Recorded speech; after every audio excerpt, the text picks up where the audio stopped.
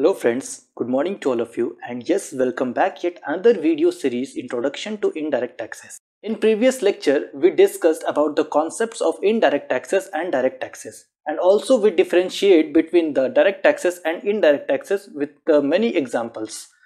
So guys, before starting this lecture, I would like to request you, please do subscribe my channel and please don't forget to press the bell icon, and also please share this video among your friends so they will get the benefit from this video. So now let's get started.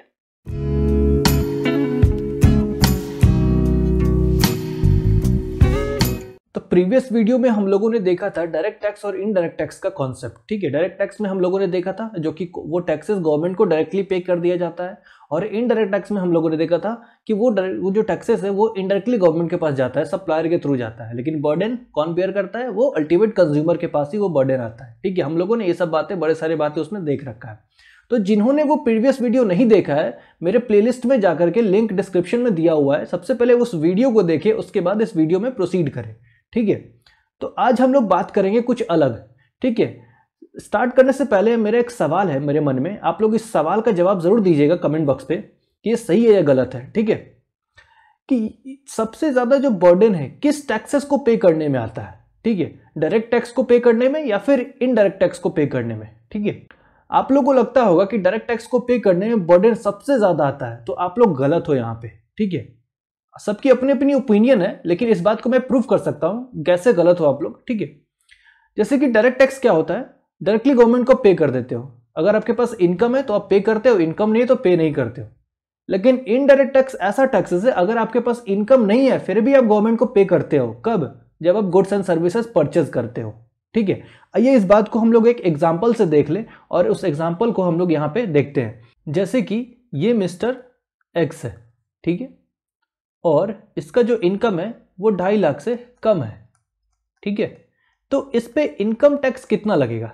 इस पे income tax कितना लगेगा? इसके income tax ये नील हो जाएगा। ठीक है, इसे 1 रुपये भी टैक्सेस पे करने की जरूरत नहीं है, लेकिन ये बड़ा खर्चीला इंसान है। ठीक है, बड़ा खर्चीला इंसान है, बहुत सारे गुड्स एंड सर्विसेज परचेज करता है। ठीक है, बहुत सारे गुड्स एंड सर्विसेज परचेज करता है, मतलब एक दिन में अ डे, अगर एक दिन देखा जाए तो ये 10 to 15 प्रोडक्ट परचेज करता है। 10 to 15 प्रोडक्ट्स परचेज करता होगा। हम एक एवरेज लेके चल रहे हैं, बस आप इस बात को समझिए, जो हम समझाने वाले बस आप उस बात को समझिए, हम एक एवरेज ले रहे हैं। ठीक है, अब ये गुड्स एंड सर्विसेज परचेज करता है, एक दिन में 10 से 15 प्रोडक्ट वो परचेज करता है, हर दिन वो परचेज करता है। चलिए हर दिन नहीं तो कम से कम 20 दिन तक तो प्रोडक्ट परचेज करता है। ठीक है, तो इन सारे प्रोडक्ट में मिला करके 50 रुपीज का टैक्सेस होता है। ठीक है, 50 रुपीज का एक एवरेज है, 50 रुपीज का टैक्सेस वो पे करता है। 15 प्रोडक्ट परचेस करता है तो 50 रुपीज का टैक्सेस भी उसमें रहता है इंक्लूडेड। ठीक है, अब अगर ये हर दिन परचेस करे, अगर ये 20 डेज तक परचेस करे, तो इसका मतलब कि एक महीना में इसने 1000 रुपया टैक्सेस पे किया गवर्नमेंट को।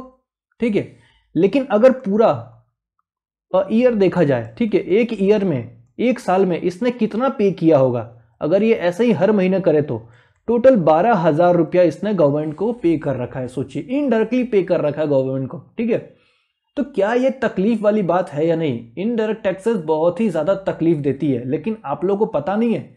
आप लोग ना जाने हर पल कुछ ना कुछ परचेज करते हो, कोई ना कोई item goods and services purchase करते ही हो। ठीक है, आप जितने आइटम परचेज करते हो उसमें आप टैक्सेस गवर्नमेंट को पे कर देते हो उसी गुड्स एंड सर्विसेज के साथ। ठीक है, तो सबसे ज्यादा तकलीफ कौन से टैक्सेस देती है? इनडायरेक्ट टैक्सेस देती है, डायरेक्ट टैक्सेस नहीं देती है, क्योंकि इस पे तो बहुत सारे छूट भी है ना। अगर किसी का इनकम 5 लाख तक का है तो इससे तो रिबेट मिल जाता है। ठीक है, इसे तो रिबेट मिल जाता है 87A में 12,500 का, तो इसका टैक्सेस क्या हो जाएगा? नील हो जाएगा इसका टैक्सेस। ठीक है, टैक्सेस तो इसका नील हो जाएगा। लेकिन क्या इनडायरेक्ट टैक्सेस में कोई रिबेट है क्या? कुछ नहीं है भाई, आपने तो गुड्स एंड सर्विसेज परचेज किया, आपको तो टैक्सेस तो पे करना ही है।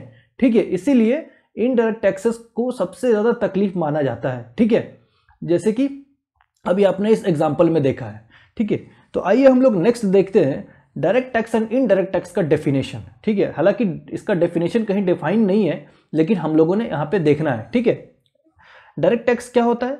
They are imposed on a person's income. जैसे कि मैंने आपको पहले ही क्लास में बताया था कि डायरेक्ट टैक्स किस पे लगता है? इनकम पे लगता है, यानी कि वो इनकम टैक्स है ना। इनकम टैक्स क्या है? डायरेक्ट टैक्स है। फिर बोल रहा है कि direct taxes charge in on person concern and burden is borne by the person to whom it is imposed. मतलब जिस पर्सन पे इम्पोज किया जा रहा है उसी पर्सन पे बर्डन भी आता है डायरेक्ट टैक्स में। मतलब अगर आपके पास आपका इनकम है तो आप ही सरकार को पे करोगे और उसका बर्डन भी आप ही उठाओगे, ठीक है, कोई और इसका बर्डन नहीं उठाने वाला है। बात समझ रहे हो? जैसे कि इनकम टैक्स, ठीक है, इनकम टैक्स, बड़े सारे इनकम टैक्सेस आप लोगों ने पढ़ रखे होंगे, ठीक है, या फिर आप लोग पढ़ोगे आगे, ठीक है ना। इनडायरेक्ट टैक्सेस में क्या है भाई कि they are imposed on goods and services, ठीक है, ये भी मैंने आपको पहली क्लास में बताया था कि गुड्स एंड सर्विसेज पे ही इनडायरेक्ट टैक्स लगता है, ठीक है, indirect tax goods and service पे ही इम्पोज किया जाता है। लेकिन इमीडिएट लायबिलिटी किसका होता है पे ऑफ करने का? ये सप्लायर का होता है। But burden transfer to ultimate consumer, क्योंकि कंज्यूमर ने ही उस गुड्स एंड सर्विसेज को परचेस किया है और कंज्यूमर ने ही उस गुड्स एंड सर्विसेज को कंज्यूम करेगा, ठीक है। इसीलिए अल्टीमेट बर्डन कहाँ जाता है? कंज्यूमर के पास ही जाता है। मतलब आप चाहे इनकम कमाओ तो भी टैक्सेस पे करो, या फिर उस इनकम से गुड्स एंड सर्विसेज परचेस करो उसके बाद भी टैक्स पे करो, ठीक है। तो बड़ा तकलीफ वाली बात है भाई ये जो इनडायरेक्ट टैक्सेस है, बड़ा तकलीफ वाली बात है, क्योंकि ये ना जाने हर पल आप पे करते हो इनडायरेक्ट टैक्स, ना जाने हर पल इनडायरेक्ट टैक्स पे करते हो। अगर किसी का इनकम नील भी है ना, फिर भी वो इनडायरेक्ट टैक्स पे करता है, ठीक है। जैसे कि एग्जांपल में क्या है, वो एग्जांपल में जीएसटी है और कस्टम ड्यूटी है, ठीक है। और भी बड़े सारे इनडायरेक्ट टैक्स के मैंने बताया था जो कि मिसलेनियस में, जैसे कि स्टैम्प ड्यूटी हो गया, उसके बाद इलेक्ट्रिसिटी ड्यूटी हो गया, ठीक है। बहुत सारे इसमें मिसलेनियस में टैक्सेस आ जाते हैं, ठीक है। सबसे पहले आप एक बात बताइए कि गवर्नमेंट के पास कितने सारे सोर्सेस है रेवेन्यू जनरेट करने का? बड़े सारे सोर्सेस है रेवेन्यू जनरेट करने का। उसमें से एक सबसे बड़ा सोर्स क्या है? टैक्सेशन, ठीक है। सबसे बड़ा सोर्स गवर्नमेंट का जो आता है रेवेन्यू, वो कहां से आता है? टैक्सेशन से आता है, ठीक है। तो आप देख सकते हैं यहाँ पे कि government obtain funds from various source out of which one main source is taxation. Taxation से ही सबसे ज्यादा इनका रेवेन्यू जनरेट होता है गवर्नमेंट का, ठीक है। लेकिन क्यों करना चाहती है भाई ये? क्यों रेवेन्यू जनरेट क्यों करना चाहती है? टैक्सेस क्यों लेती है गवर्नमेंट हम लोग से? ताकि जितने भी लॉ एंड ऑर्डर है उन सबको मेंटेन रखा जाए। डिफेंस, सोशल और हेल्थ सर्विसेज को गवर्नमेंट मेंटेन रखना चाहती है, जैसे कि इंफ्रास्ट्रक्चर डेवलपमेंट हो गया, ठीक है। बड़े सारे डेवलपमेंट करने हैं अभी गवर्नमेंट को, इसीलिए गवर्नमेंट हम लोग से टैक्सेस लेती है, ठीक है। जैसे कि आप एक कार परचेज कर रहे हो, ठीक है, तो आप आरटीओ को पैसा पे कर रहे हो। आरटीओ को आप पैसा क्यों पे करते हो? क्योंकि आप उस कार को यूज करके उस रोड का डिप्रिशिएट कर रहे हो वैल्यू को, ठीक है, समझ रहे हो। रोड पर जो आप कार रनिंग कर रहे हो उसके वजह से वो रोड खराब हो रही है, इसीलिए आप सरकार जो है आपसे टैक्सेस लेती है उस पे, ताकि आपने उस कार को चलाकर रोड को डिप्रिशिएट कर दिया है, समझ रहे बात को, इसीलिए टैक्सेस कलेक्ट करती है आरटीओ वगैरह। तो बहुत बड़े सारे मतलब कि ऑब्जेक्टिव है, बड़े सारे फीचर्स है, ठीक है, बड़े सारे उद्देश्य है गवर्नमेंट का कि वो डायरेक्ट टैक्स को या फिर इनडायरेक्ट टैक्स को कलेक्ट करें, ठीक है। सो फ्रेंड्स, आज की क्लास हम लोग यहीं पे स्टॉप करते हैं। नेक्स्ट क्लास में हम लोग सीखेंगे कि गवर्नमेंट जो आपसे टैक्सेस कलेक्ट कर रही है, आखिर उनके पास क्या राइट है जो आपसे टैक्सेस ले रही है, ठीक है। हम लोग इस बात को नेक्स्ट क्लास में सीखेंगे, पूरी अच्छे तरीके से डिटेल में सीखेंगे, ठीक है। सो जाते जाते मैं आपको यही कहूँगा, प्लीज़ इस वीडियो को पूरा देखिए और शेयर कीजिए इस वीडियो को, ठीक है। और मेरे चैनल को सब्सक्राइब कीजिए, लाइक कीजिए एंड कमेंट कीजिए, और ज़्यादा से ज़्यादा इस वीडियो को शेयर कीजिए अपने दोस्तों में, ताकि ये वीडियो से उन लोगों को बेनिफिट पहुंचे, ठीक है। And please do subscribe my channel and don't forget to press the bell icon. So thank you so much, happy learning.